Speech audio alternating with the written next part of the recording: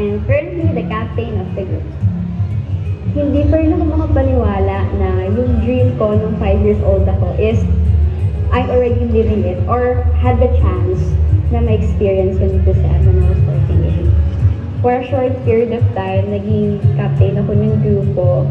I did my best na i-share yung puso ko sa grupo. And I hope yung mga girls may natutunan sa akin. Ang pinaka hindi ko makakalimutan is yung first concert ng MNL 48. Kasi ang tagal namin nag-practice talaga before kami ma-launch. Ang tagal ng audition process, ang tagal din na parang na-feel namin na meron kaming supporters. So nung in-announce na magkakaroon na kami ng concert, yun yung pinaka-memorable hindi lang sa akin, pero sa ibang girls din. May message ko sa lahat ng fans na sumuporta sa akin sa journey ko na to, especially Team Pika Gems. Hindi biro yung time, hindi biro yung money na nilalabas nyo para lang sure na manalo ako sa general elections. Sa lahat ng general elections, pinanalo nyo ako. So, that's something that very memorable kasi sobrang halaga po sa tradition ng 48 group. So, thank you so much. This has been MNL 48 Jam, signing off.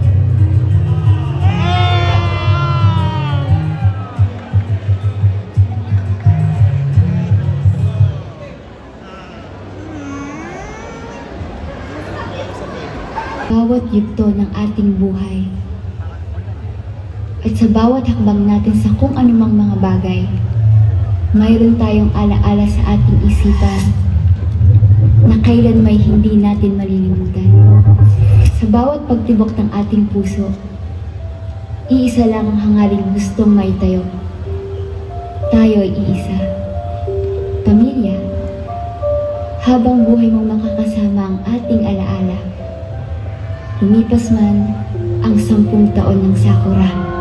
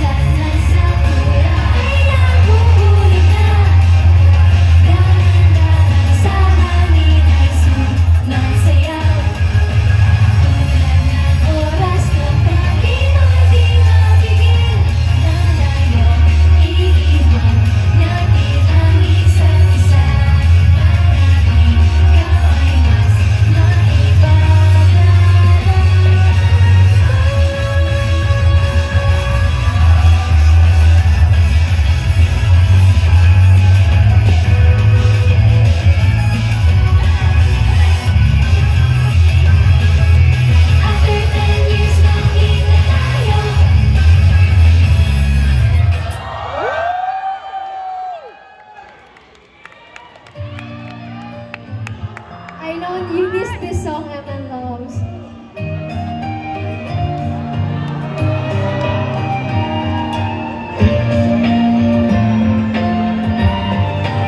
I love you.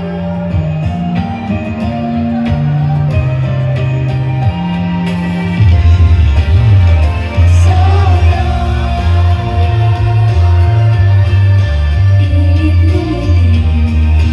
sabihan niyo, Hannah Loves.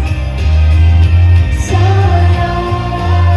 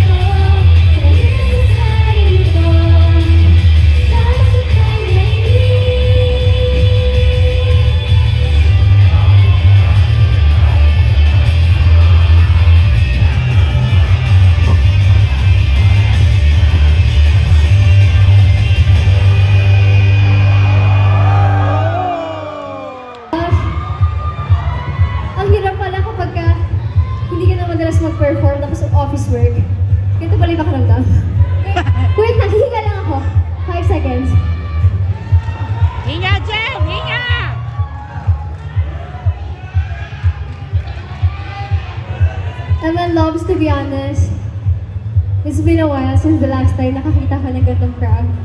And I'm so proud kasi sobrang nostalgic makakita ng mga old faces.